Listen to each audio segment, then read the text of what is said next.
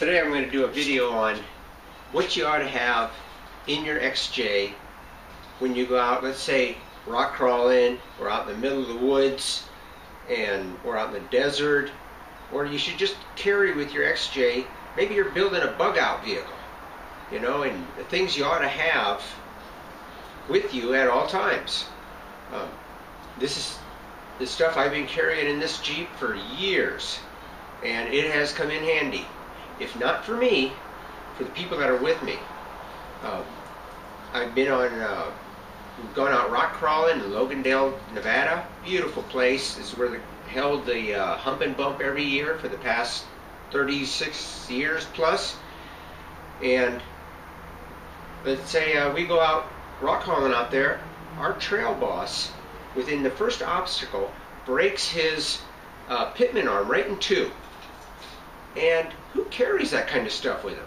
Well, out of the, I think it was 8 to 13 Jeeps that we had with us, one person had an extra pitman arm, another person's got the pitman arm puller, and of course then we had a wrench to take it off.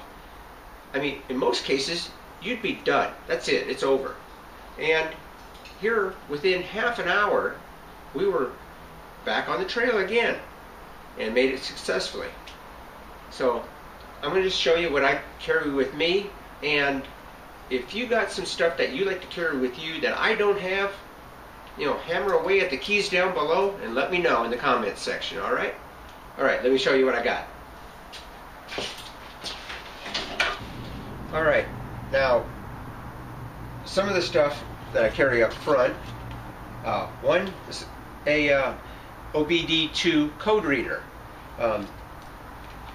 Because your modern vehicles, I mean, you get an engine service light and the engine dies, it could be a number of things. There's, you know, you don't know how to fix this without being able to read the codes.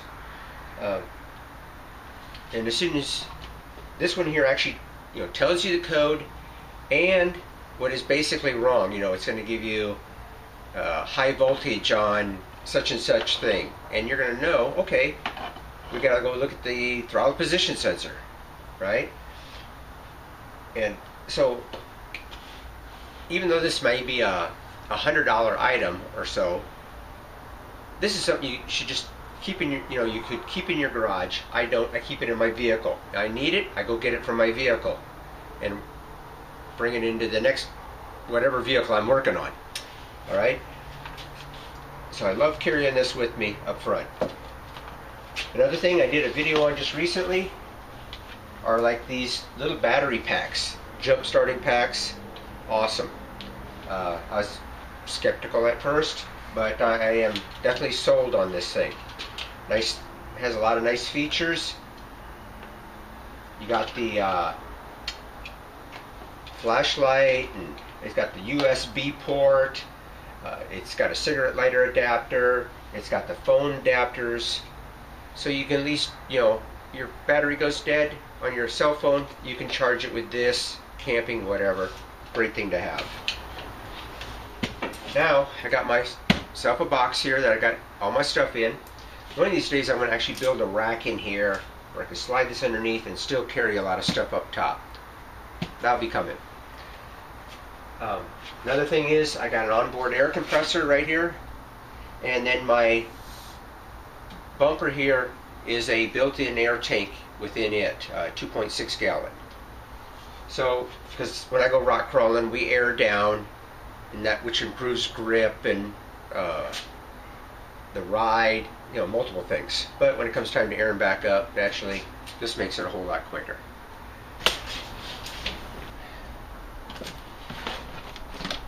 First thing, first aid kit, you know, because you don't know what's going to happen out there in the trail. This is a must. Now, environments change. I mean, you know, one day you're out and all of a sudden you got a cold front coming in. I mean, I do live in southern Nevada, but yet it does get cold. Matter of fact, today it is kind of chilly out. That's why I got 2 layers on. I like carrying some warmer gloves, a warmer coat, and I even carry an extra one because sometimes you got friends along. They get cold too. I do have some rope and a good tow strap. This is a definite must. And you also want to have anchor points on your vehicle to tow from. Now, talk about a real must is what's in here. Toilet paper. I don't have to explain that anymore, I don't think. Now, I was just saying, I got my bumper here is an air tank, so naturally I got connections on it. So this is to fill my tires up. Another air hose. Now, I haven't used these in quite a while, and because I got this thing now, the jumper cables come in less handy. They are somewhat bulky, and these are heavy-duty ones. They are heavy. I still feel it's a good thing to have on board.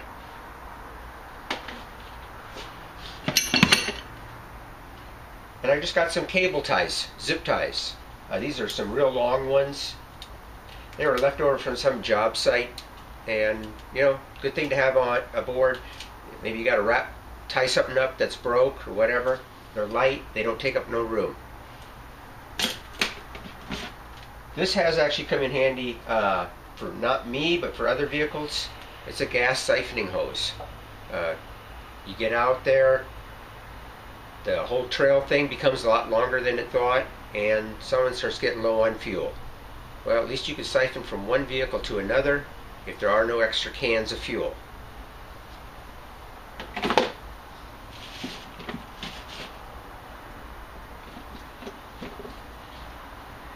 I got a couple ratchet straps, and then I also have some bungee type straps.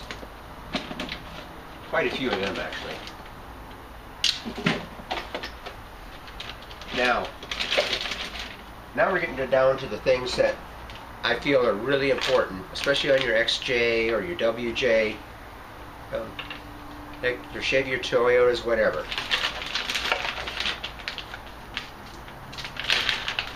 Now, I've had this one actually come in quite handy. Throttle position sensor. Now, I get my stuff out of pick-apart, and you're going, wow, that's used. How do you even know it's any good? Well, I get it there, I install it on my vehicle, because I know the ones that are on my vehicle work. In other words, they are a known good, because you know they are good. Then, I got an extra computer. This is probably really important. I mean, I've never had mine go bad, but I think it's, you'll hear talk of the Chrysler ones going bad, especially for some reason on the WJ Jeeps, the 99 through 04s. I don't know if it's a heat issue with them or whatever. I do have an extra one for my WJ. Now that vehicle is a street-driven vehicle. I don't worry about that one as much. I don't carry it on my vehicle because I really don't go on long trips with it. I mean, I'm mostly driving around town. So, I got one of them. This is only like a little over $30. And the thing you're going to do, when you get this stuff out of the pick-apart or your, your junk yards, your salvage yards, is install it on your vehicle. That way, you know that this part works. And if you want, then you leave this part on there. And then the one that you took off your vehicle, that becomes your known good. You knew that it worked fine when you took it off your vehicle, right? So I got the computer, the throttle position sensor. I actually have a couple of the crankshaft position sensors I came across. And this is one where it'd be good to learn how to install this. Like I've been saying with these other things. You want to know how to change it out.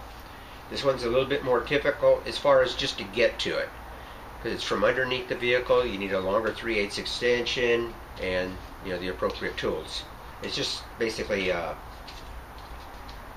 one plug and then 2 bolts that hold it in place. I have a map sensor, also from Pick Apart.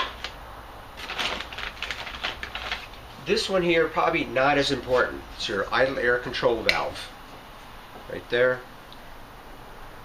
Anytime you hear about anybody where theirs failed, I think 9 times out of 10 it's because it's dirty. That's all I've ever had a problem with it. If they start giving you a problem, it's because this pintle here gets a lot of carbon on it, or where it seats gets carbon on it. So if you're out in the field and it starts giving you a problem, cleaning it would probably be the biggest thing, you know, that you're going to run into as far as a problem with it. They generally don't fail, but I do have one. It's not that heavy, doesn't take up any room, and then you got your camshaft position sensor. Personally, I've never had one fail yet, but again, very light, doesn't take up any room. Now on these things here that I just showed you, it may be a good idea to put them in a, let's say, an ammo box where they can be kept dry. Maybe you want to make a EMP proof box to put them in. Another thing I've come across where we do use this, and I've used it personally on my vehicle before, is a plug kit. You're going to get a bunch of plugs, a couple tools that you need right here, and I've had a puncture through the side of a tire from a rock, and instead of taking the spare tire off and, you know, having to change all that, we were able to grab 2 plugs, shove them in there, and air the tire back up, and we're back on the way. And I didn't even change that tire out for like a couple days later. Down to discount, warranty the tire out, and back on the road. So this is a very good thing to have.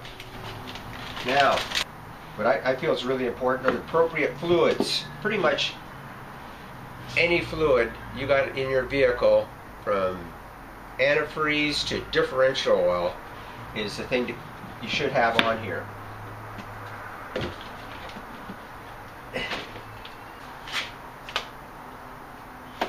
Alright, so I got, you know, brake fluid, which we've used in the past, not for myself, but for another vehicle.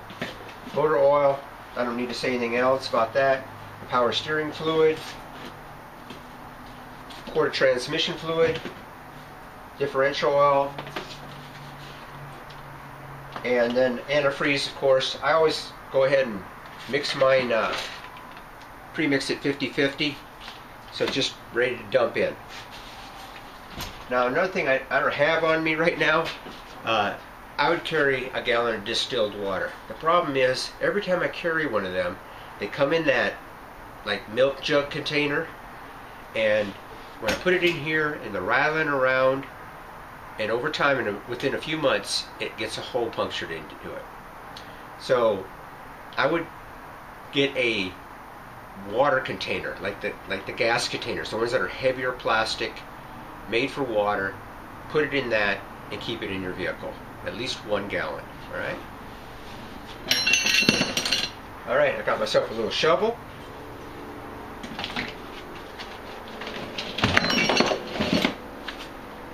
Here I got me one of those, it's a cheaper Harbor Freight machete. I've personally never had to use this. This one here comes with like the saw blade for cutting branches and so on, and then the normal machete blade. A hatchet with the hammer feature, that's kind of nice. Now this tool I have used, I do like it. I got this at Harbor Freight. It's got a very sharp serrated edge on it. See that right there? We were out on a trail one time, and there was quite a bit of brush on that trail, and it was doing some serious, what you call desert pinstriping down our vehicles. And I was the second vehicle in row, so I would step out, and this thing goes through branches really quick, and it cleared that trail, and I cut off just enough for us to get by. And this, I mean, does very quick work.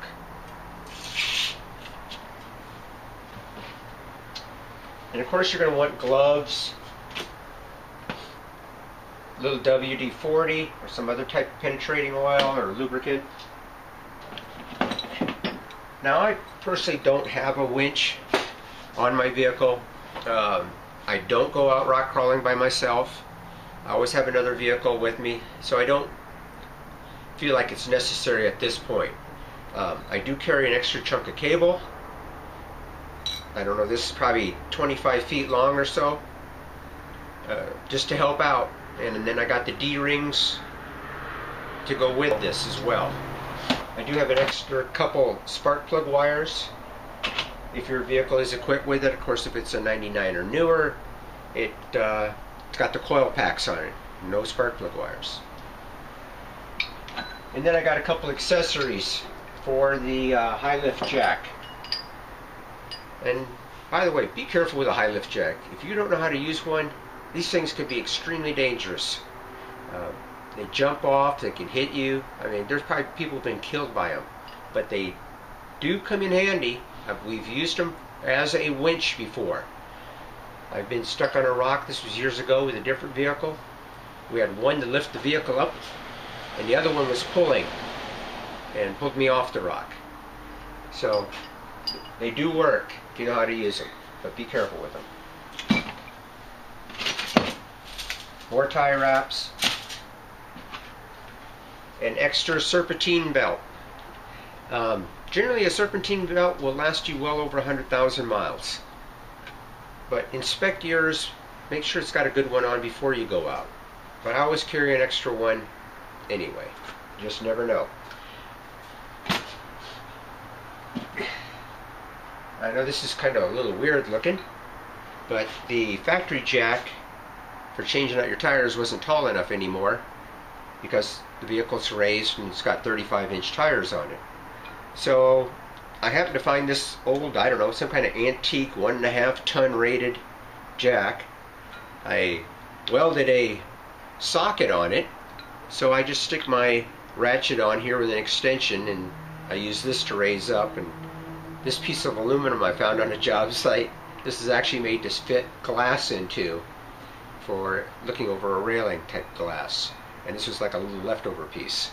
So I stick my axle right on here and raise the vehicle up. Well, that's all I got in there. Now, another thing you're going to want is all the appropriate tools to change out, like all those components I showed you, the computer, the throttle position sensor, the crankshaft position sensor. You're going to want to have the tools on your vehicle to change those things out. I got my toolbox buried in here. I'll get it out and show it to you. This is my pick-apart toolbox. In other words, this is the toolbox I carry with me when I go down to the salvage yard, pick apart. So it's got more tools than you really need, you know, that for things that you're going to change out on your vehicle that are going to break down. Now, of course, you're going to have an array of sockets. I got both deep well and shallow. Also, I have both metric and standard. The Jeep, it has both on the vehicle, so I carry both sizes, you know, both standard and metrics. And then with that, I've also got an array of torque sizes, and again, have all the ones that your vehicle carries. Got the smaller torques. This is very important for like your throttle position sensor. It is generally a Torx. Again, metric, standard sockets, deep and shallow. Mostly everything is 3/8 drive, and then I do have my 1/4-inch drive sockets. More 3/8. And then this Harbor Freight ratchet here, I really like it because it has a 1/4-inch drive on one side and then the 3/8 on the other.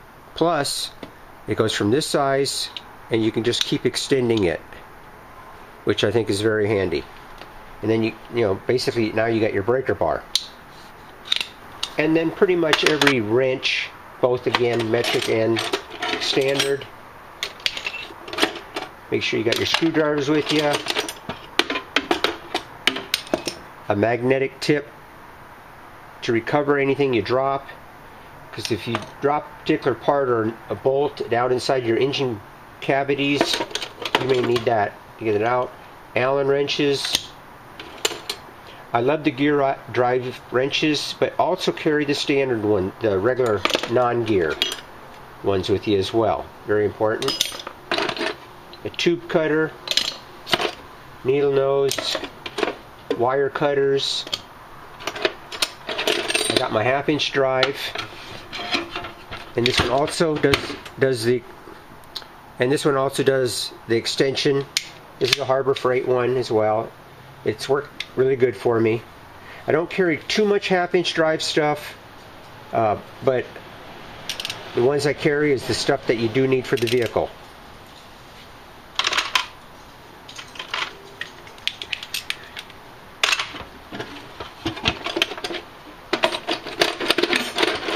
Make sure you carry a file. I don't actually have a hacksaw with me, but I do carry a blade, a longer one off like a Sawzall. And you want like maybe a couple different pair of vice grips. And then also an adjustable type wrench. And then of course the all-important hammer. That is a must. Another good thing, have some type of chisel with you, or a beater type screwdriver. I also like carrying a punch. I've had some dowels or roll pins that I need to knock out. Again, this is probably more of a junkyard type item, you know, that I just happen to have in the toolbox, where I gotta have it for the junkyard. Another important thing, always have a fire extinguisher on board. Make sure the gauge is always staying in that green section, and you know, put it in a good handy place like it is right here. Alright, now we're moving inside the vehicle here. Other than the fire extinguisher we got back there, there's a few other things that you should have. One, a CB radio. I got this one right here with a decent antenna. I also have a backup one I like carrying with me. I got this Midland one. It's got the cigarette lighter adapter to it. I carry this because sometimes we go out rock crawling, and maybe even some newbies or whatever to the rock crawling thing don't have a CB radio with them, and it's a definite, makes it a lot easier if you can communicate with them. So I'll give this to them, or if mine goes out, at least I got an extra one. I always like to carry just one of these Harbor Freight voltmeters, multimeter. Good thing to have around. I got a compass. I got some relays. Like I carried like these Bosch relays. The vehicle's full of them, and they're pretty much all the same. You know, other than you either got the 4 or the 5 prong type relay. And then again, fuses. Definite must. These are the big maxi fuses. Generally, you won't ever have a problem with these. I mean, if one of these goes, there's something seriously wrong. But if there's something seriously wrong, you're going to need one of these.